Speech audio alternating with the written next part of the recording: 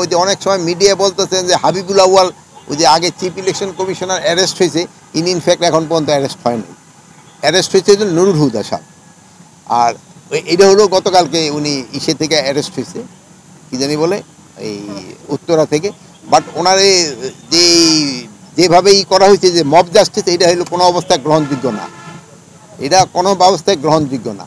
আর এটার সাথে ওনার যে ওই বিভিন্ন ওনার সাথে যে একটা খারাপ দেখছেন চিঠি পাঠায় দিছে, এটাও কোনো অবস্থায় গ্রহণযোগ্য না।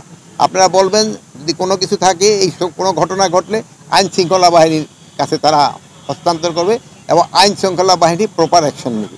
আর ওখানে আরেকটা দেখা গেছে যে আইন শৃঙ্খলা বাহিনীর সামনেও ওনার উপরে করা হচ্ছে। এটার জন্য আমরা একটা তদন্ত করে দেখব, এটার সাথে যদি কোনো আইন শৃঙ্খলা বাহিনী জড়িত থাকে তাদের বিরুদ্ধে আমরা আইনানুগ ব্যবস্থা নেব। বান্ডেল থাকলে প্রতি সেনমানিতে টাকা বাঁচবে। বিকাশ সেনমানি বান্ডেল কিনে জিতুন প্রতি লেনদেনে।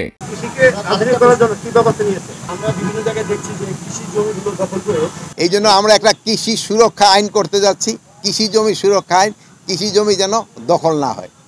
আমাদের দেশে যে ফল, আমাদের দেশি ফল, এইগুলি কিন্তু অপরিচালিত না, দেশি ফলগুলি যেন আস্তে আস্তে, এই জন্য আপনি দেখলেন আমি যে 2টা ফল গাছের কেন বললাম, এই ফলগুলি গাছগুলি কিন্তু হারায় যাচ্ছে।